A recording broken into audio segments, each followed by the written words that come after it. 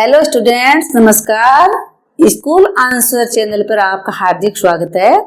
आज अपन कक्षा 10 की हिंदी पुस्तक का नाम है क्षितिज भाग सेकंड। इसका जो चैप्टर है बाल गोविंद भक्त, इसके प्रश्नोत्तर पढ़ेंगे। इसके लेखक है श्री रामरक्ष बेनीपुरी जी। क्वेश्चन फर्स्ट, खेती बाड़ी से जुड़े ग्रस्त बाल गोविंद भगत अपनी किन चारित्रिक विशेषताओं के कारण साधु कहलाते थे? आंसर, बाल गोविंद भगत पूरे ग्रस्त थे। वह खेती बाड़ी करते थे, उनका घर परिवार था, वह सभी पारिवारिक दायित्वों का पालन करते थे, किंतु उनकी वेशभूषा, व्यवहार और आचरण में साधु संतों जैसी विशेषताएं दिखाई देती थी। वह कमर में एक लंगोटी और सिर पर कबीर पंथियों जैसी टोपी पहनते थे। जाड़ों में एक काली कमली ओढ़ लेते। उनके मस्तक पर रामानंदी तिलक चमकता रहता और गले में तुलसी की माला धारण करते थे। अपने व्यवहार और आचरण में भी वह साधु तुल्य थे। उनकी हर वस्तु साहब की थी।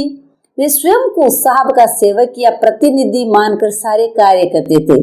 खेत की फसल पहले साहब के दरबार में ले जाकर भेंट करते और वहां से प्रसाद रूप में जो प्राप्त होता उसी से परिवार का गुजारा करते। इस प्रकार ग्रस्त होते हुए भी लोग उन्हें साधु मानते और सम्मान देते थे। यानी बाल गोविंद भक्त वो ग्रस्त होते हुए भी साधु कैसे कहलाते? इसके पीछे कारण है कि वो खेती बाड़ी का कार्य करते थे, अपने पूरे परिवार की जिम्मेदारियों को निभाते थे। उनकी वेशभूषा एकदम साधारण थी, लेकिन वो संतों जैसे दिखाई देते थे। वो कमर में एक लंगोटी और सिर पर एक टोपी पहनते थे। जब सर्दी पड़ती थी उसमें ज्यादा कपड़े नहीं ओढ़ते, सिर्फ एक कंबल ओढ़ देते और अपने मस्तक पर हमेशा एक रामानंदी तिलक लगाते थे और गले में तुलसी की माला धारण करते थे। उनका व्यवहार जो था वो बिल्कुल साधुओं के जैसा था। साधु है वो सबके साथ सम्मान व्यवहार करते, एक जैसा व्यवहार करते हैं। तो ऐसे ही बाल गोविंद भगत भी करते थे और वो प्रत्येक वस्तु को साहब की मानते। साहब यानी ईश्वर की मानते थे, स्वयं को भी ईश्वर का प्रतिनिधि मानते। उनकी खेत में जो फसल होती पहले वो भगवान के मंदिर में ले जाकर चढ़ाते और वहां चढ़ावे के बाद जो चीज बचती, जितना सामान बचता, जितनी फसल बचती, उसको अपने घर लाते और उसी से अपने परिवार का गुजारा करते थे। इसलिए बाल गोविंद भगत को ग्रस्त होते भी लोग साधु मानते हैं और उनकी इज्जत करते हैं। अगला क्वेश्चन, भगत की पुत्र वधू उन्हें अकेले क्यों नहीं छोड़ना चाहते थे? आंसर, भगत की पुत्र वधू उन्हें अकेले छोड़कर नहीं जाना चाहती थी, क्योंकि भगत के बुढ़ापे का वह एकमात्र सहारा थी। उसके चले जाने के बाद भगत की देखभाल करने वाला और कोई नहीं था, क्योंकि बाल गोविंद भक्त का एक पुत्र था, वही मृत्यु को प्राप्त हो गया। इसलिए पुत्र वधू अपने ससुर को छोड़ के जाना नहीं चाहती थी। उसने कहा कि अगर मैं छोड़ के चली जाऊंगी तो मेरे ससुर के बुढ़ापे का कोई और सहारा है नहीं, सिर्फ मैं ही तो एक हूँ। इसलिए वो बहुत ही अच्छी बहू थी और अपने ससुर को अकेला छोड़कर कहीं जाना नहीं चाहती थी। अगला क्वेश्चन, भगत ने अपनी बेटी की मृत्यु पर अपनी भावनाएं किस तरह व्यक्त की?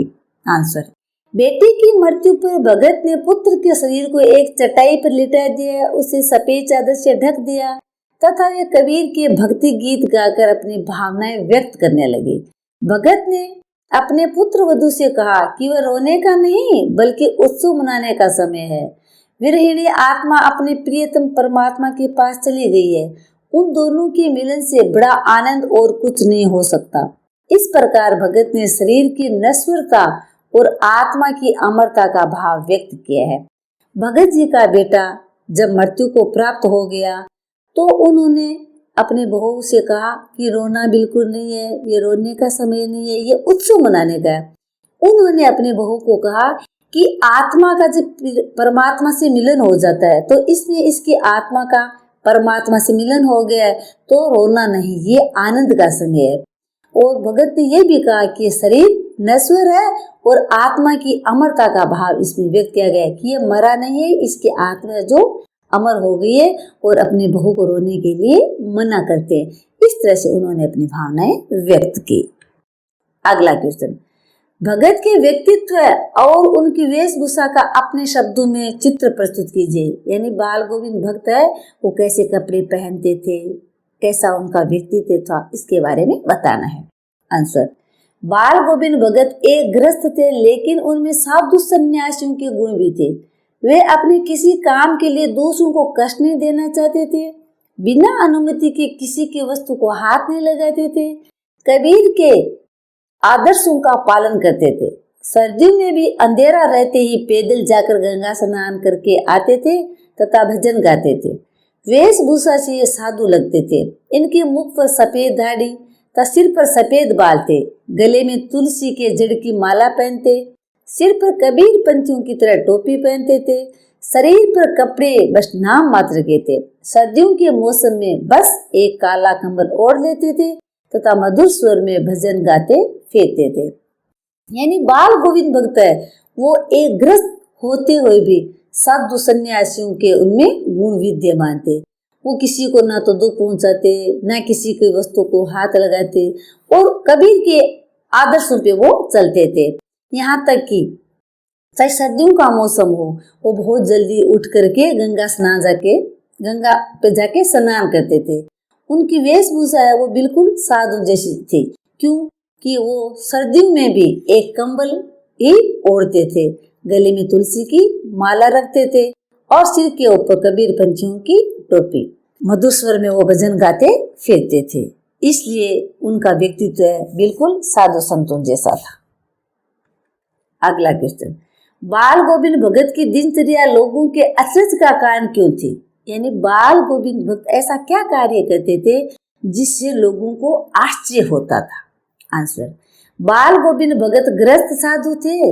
वह अपने खेत में श्रम करने के साथ भक्ति के संगीत का गान सदा किया करते थे। प्रातः जल्दी उठकर स्नान करने, खेतों में काम करने, परिवार का पालन करने, अपने मंदबुद्धि कमजोर पुत्र का विशेष ख्याल रखने आदि के कार्य वह लगन पूर्वक किंतु तटस्थ भाव से करते थे। उनकी दिनचर्या में कोई व्यवधान नहीं होता था। उनकी दिनचर्या इसी कारण लोगों को अचरज में डाल देती थी। यानी बाल गोविंद भक्त है वो गृहस्थ होते भी साधु थे, यानी अपने घर के सारे कार्य करते, सारी जिम्मेदारियां निभाते, लेकिन वो एक तो भगवान का नाम लेना नहीं भूलते थे। सुबह जल्दी उठना, स्नान करना, खेत में जाना, और उनके जो एक पुत्र था वो मंदबुद्धि था, उसका भी वे विशेष ख्याल रखते थे और अपने कार्य को लगन पूर्वक वो करते थे। उनकी दिनचर्या में कभी को व्यवधान यानी रुकावट नहीं आती। सुबह जल्दी उठना, स्नान करना, गंगा तट पर जाना, पाठ पूजा करना, फिर बेटे की सेवा करना, खेत में जाना, ये सारे कार्य वो करते थे। तो लोग उनको इस तरह से कार्य करते हुए देखकर सब आश्चर्य में पड़ जाते थे। अगला क्वेश्चन, पाठ के आधार पर बाल गोविंद भगत के मधुर गायन की विशेषताएं लिखिए। यानी बाल गोविंद भक्त कैसा गाते थे? आंसर, भगत जी कबीर के गीत गाते थे। वे बहुत मस्ती से गाया करते थे। कबीर के पद उनके कंठ से निकलकर सजीव हो उठते थे। उनका स्वर बहुत मधुर था। उनके गीत सुनकर लोग मंत्रमुग्ध हो जाते थे। औरतें उस गीत को गुनगुनाने लगती थी। उनके गीत का मनमोहक प्रभाव सारे वातावरण में छा जाता था। यानी बाल गोविंद भक्त जब कबीर के दोहों को या उनके गीतों को गाते तो बहुत ही मीठी आवाज में गाते थे। उनके गीतों को सुनकर सारे लोग बहुत खुश होते, मंत्रमुग्ध यानी उसमें एकदम तल्लीन हो जाते थे उनके भजनों को सुनने में, और औरतें भी उनके गीतों को गाने लगती थी। तो उनके गीत मन को मोहने वाले थे और सारा वातावरण उनके गीतों से गुंजायमान हो जाता था। अगला क्वेश्चन, कुछ मार्मिक प्रसंगों के आधार पर यह दिखाई देता है कि बाल गोविंद भगत प्रचलित सामाजिक मान्यताओं को नहीं मानते थे। पाठ के आधार पर उन प्रसंगों का उल्लेख कीजिए। इसमें यह पूछा गया है कि बाल गोविंद भक्त में ऐसी क्या विशेषताएं थी कि उन्होंने सामाजिक मान्यताओं को भी मानने से मना कर दिया। तो वो प्रसंग अपन को बताने हैं। आंसर, पाठ में कई ऐसे मार्मिक प्रसंग है जो ये सिद्ध करते हैं कि बाल गोविंद भगत समाज में प्रचलित मान्यताओं की स्वीकार नहीं करते थे। इकलौते पुत्र की मृत्यु के मार्मिक अवसर को वह आत्मा परमात्मा के मिलन का आनंदित होने का अवसर बताते हैं। वह इस प्रचलित मान्यता को ठुकरा देते हैं कि केवल पुरुष ही चिता में आग लगाने का अधिकारी है। वह पुत्र वधू से पुत्र की चिता को आग दिलवाते हैं। वह विधवा पतों को उसके भाई के साथ भेजकर उसका पुनर्विवाह करने का आदेश देते हैं। समाज में विधवा विवाह पर रोक की वह चिंता नहीं करते। यानी बाल गोविंद भक्त का जब पुत्र मर जाता है तो समाज में ये मान्यता थी कि भाई अग्नि तो सिर्फ पुरुषों के द्वारा लगाई जाती है, लेकिन बाल गोविंद भक्त ने अपने बेटे को अग्नि अपने बहू से दिलवाई और फिर उन्होंने कहा कि मुझे समाज की कोई चिंता नहीं है। फिर अपने बेटे की बहू के भाई को यानी अपने बेटे के साले को बुलवाया और अपनी बहू का पुनर्विवाह यानी दोबारा विवाह करने का आदेश दिया। उन्होंने कहा कि समाज में जो विधवा विवाह पर रोक है, मुझे इसकी चिंता नहीं है, मैं मेरी बहू का पुनर्विवाह करूंगा। विधवा विवाह की रोक की मुझे चिंता नहीं, समाज वाले चाहे कुछ भी कहें। अगला क्वेश्चन, धान की रोपाई के समय समूचे माहौल को भगत की स्वर लहरियां किस तरह चमत्कृत कर देती थी, उस माहौल का शब्द चित्र प्रस्तुत कीजिए।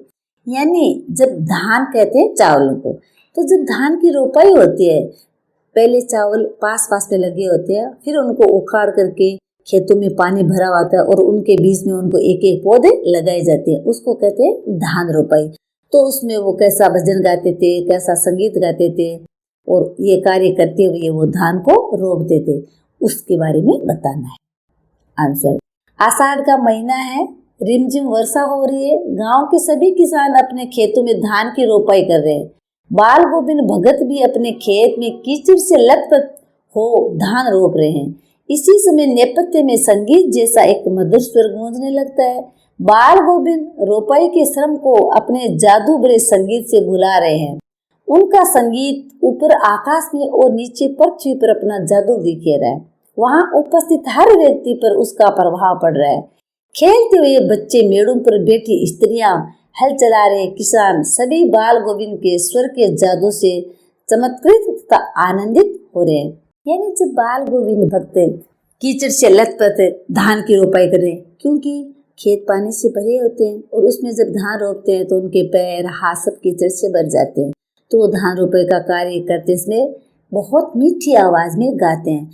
तो उनके गीतों को, उनके भजनों को सुन करके आसपास के लोग हैं वो उनसे मोहित हो जाते हैं। बच्चे हैं, स्त्रियां हैं, किसान है, सभी उनके गानों का या गीतों का आनंद लेते हैं। अगला क्वेश्चन, पाठ के आधार पर बताएं कि बाल गोविंद भगत की कबीर पर श्रद्धा किन किन रूपों में प्रकट हुई है। आंसर, पाठ के अनुसार बाल गोविंद भगत कबीर में पूर्ण श्रद्धा रखते थे। वह कबीर को साहब अर्थात स्वामी मानते थे, उन्हीं के पदों को गाते थे और उनके ही उपदेशों का पालन करते थे। बाल गोविंद कबीर पंथियों जैसी कनफटी टोपी लगते थे। वह खेत में पैदा हुई हर वस्तु को सिर पर रखकर एक कबीर पंथी मठ में ले जाते थे। वहां से प्रसाद रूप में जो प्राप्त हो उसी से घर का गुजारा करते थे। अपने पुत्र की मृत्यु के समय भी कोई विचलित न होकर कबीर के पद गाते रहे और विरहिणी आत्मा के परमात्मा और प्रियतम से मिलने का अवसर बताया। इन सब में भगत की कबीर पर श्रद्धा व्यक्त हुई है। यानी जो बाल गोविंद भक्त थे वो कबीर जी में पूर्ण श्रद्धा रखते थे और सब कुछ कबीर जी को ही मानते थे कि मेरी तो स्वामी है, भगवान है, ईश्वर है, सब कुछ यही है। उनके खेत में जो फसल होती थी उसको अपने सिर पे रख करके कबीर पंथी मठ में ले जाते और वहाँ जितना मठ में चढ़ाना होता चढ़ा देते और बचा हुआ जो अनाज होता वो अपने घर ले आते, उसको प्रसाद रूप में मानते और उसी से अपने घर का गुजारा चलाते। जब अपने पुत्र की मृत्यु हो जाती है तो वो रोना धोना नहीं करते, उनको बिल्कुल चिंता नहीं होती, वो तो बस कबीर के पद गाते रहते हैं और ये कहते हैं कि भाई विरणी आत्मा का परमात्मा से मिलन हो गया। इन सब में भक्त की कबीर पर बहुत ही श्रद्धा व्यक्त हुई है। अगला क्वेश्चन, आपकी दृष्टि में भगत की कबीर पर अगाध श्रद्धा के क्या कारण रहे होंगे। आंसर, बाल गोविंद एक सीधे सच्चे गृहस्थ किसान थे। उनका स्वभाव कबीर के व्यक्तित्व से मेल खाता था। वह हर प्रकार के आडंबर और दिखावे से दूर रहने वाले, सत्यवासी, खरा व्यवहार रखने वाले, स्पष्ट वक्ता और स्वाभिमानी व्यक्ति थे। कबीर पंथियों की जीवन शैली को उन्होंने निकट से देखा होगा। गृहस्थ बने रहकर भी साधु संत जैसा आचरण उनको भाया होगा। इन सभी कारणों से कबीर के प्रति उनकी श्रद्धा बढ़ती गई होगी।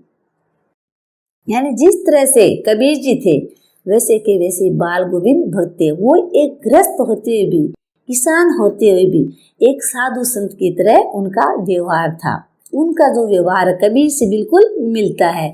वो दिखावा नहीं करते थे, झूठ नहीं बोलते थे, एकदम बात को सीधी और सटीक कहते थे और खुद में स्वाभिमान भी था। उनकी जीवन शैली, उनका रहन सहन बिल्कुल कबीर पंचम जैसा ही था। वो ग्रस्त बने रहकर भी व्यवहार साधु संतों जैसा ही करते थे। इन सब बातों से पता चलता है कि उनकी कबीर के प्रति बहुत ही श्रद्धा थी। अगला क्वेश्चन, गांव का सामाजिक सांस्कृतिक परिवेश आषाढ़ चढ़ते ही उल्लास से क्यों भर जाता है?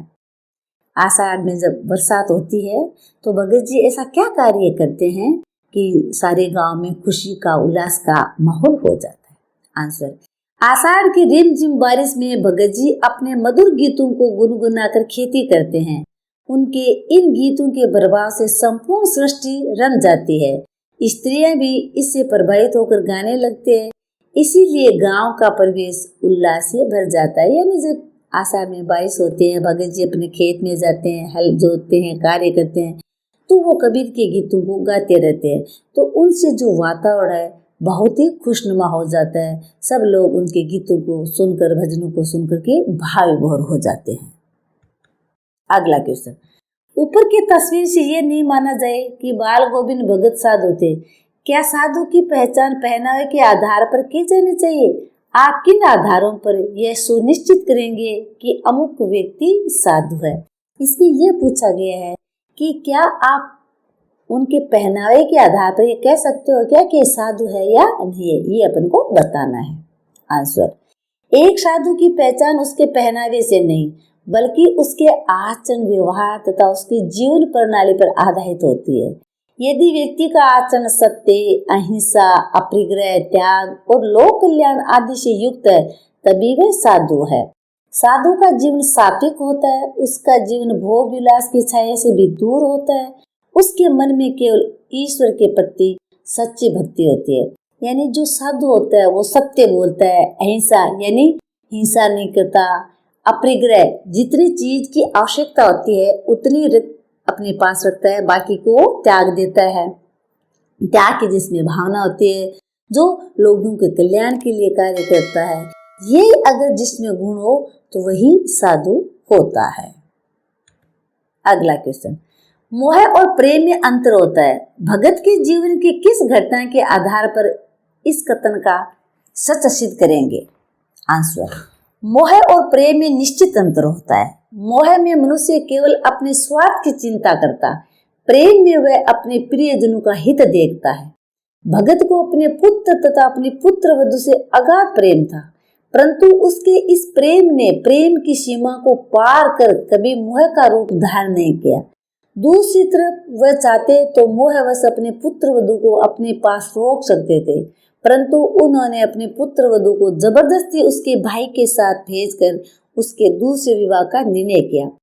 इस घटना द्वारा उनका प्रेम प्रकट होता है। बाल गोविंद भगत ने भी सच्चे प्रेम का परिचय देकर अपने पुत्र और पुत्र वधू की खुशी को ही उचित माना है। इन सब उदाहरणों से स्पष्ट होता है जो प्रेम बाल गोविंद भक्त है उनका प्रेम था वो बिल्कुल सच्चा था, उनमें मोह नहीं था। अगला क्वेश्चन, इस पाठ में आए कोई 10 क्रिया विशेषण छांट कर लिखिए और उसके भेद भी बताइए। जिससे किसी कार्य का करना या होना पाया जाता है वो होती है क्रिया, जैसे खाना, पीना, सोना, रहना, जिसके अंत में ना आता है। और उनकी जो विशेषता बताते हैं वो है क्रिया विशेषण, यानी क्रिया की जो विशेषता बताते हैं वो क्रिया विशेषण कहलाते हैं। तो इस तरह से इस पाठ में इतने शब्द हैं वो मैं आपको बता रही हूँ। धीरे धीरे, धीरे धीरे स्वर ऊंचा होने लगा, ये रीतिवाचक क्रिया विशेषण है। रीतिवाचक यानी किस तरीके से स्वर ऊंचा हो रहा है ये रीति को बता रहा है, इसलिए रीतिवाचक क्रिया विशेषण है। जब जब सामने आता, ये कालवाचक क्रिया विशेषण है। यानी समयवाचक, यानी कब, जब, तब ये शब्द आते हैं तो समय सूचक होते हैं, तो ये कालवाचक क्रिया विशेषण है। थोड़ा, थोड़ा बुखार आने लगा। यह है परिमाणवाचक क्रिया विशेषण, यानी मात्रात्मक, थोड़ा है, ज्यादा है, कम है, ऐसे शब्द आते हैं तो वो परिमाणवाचक क्रिया विशेषण कहलाते हैं। उस दिन भी संध्या, उस दिन भी संध्या में गीत गाए, कालवाचक क्रिया विशेषण, यानी उस दिन संध्या यानी समय सूचक बात है तो वो कालवाचक है। बिल्कुल कम, कपड़े बिल्कुल कम पहनते थे, भेद है परिमाणवाचक क्रिया विशेषण, यानी कम, ज्यादा, अधिक, मैंने अभी आपको बताया था ऐसे शब्द आते हैं तो वो परिमाणवाचक क्रिया विशेषण होता है। सवेरे ही, इन दिनों सवेरे ही उड़ते थे, यह है कालवाचक क्रिया विशेषण, यानी सुबह, शाम, संध्या, ये भी समय का सूचना देता है तो ये भी कालवाचक क्रिया विशेषण है। हर वर्ष गंगा स्नान करने के लिए जाते, ये भी कालवाचक क्रिया विशेषण है। क्यों? हर वर्ष है, प्रत्येक वर्ष है, अगले वर्ष है, समय सूचक शब्द आगे वो भी कालवाचक होता है। दिन दिन, वे दिन दिन चिढ़ने लगे, ये भी कालवाचक क्रिया विशेषण है, यानी दिन है, एक रात है, ये समय के बारे में बता रहे। हंसकर टाल देते थे, रीतिवाचक क्रिया विशेषण, यानी किस तरह से, रोकर, हंसकर, गाकर, ऐसे जहाँ शब्द आते हैं वो रीतिवाचक क्रिया विशेषण होती है। जमीन पर ही आसन जमाए गीत गए चले जा रहे हैं, ये स्थानवाचक क्रिया विशेषण है। क्यों? जमीन की बात करके ये तो स्थानवाचक क्रिया विशेषण हो गया। धन्यवाद।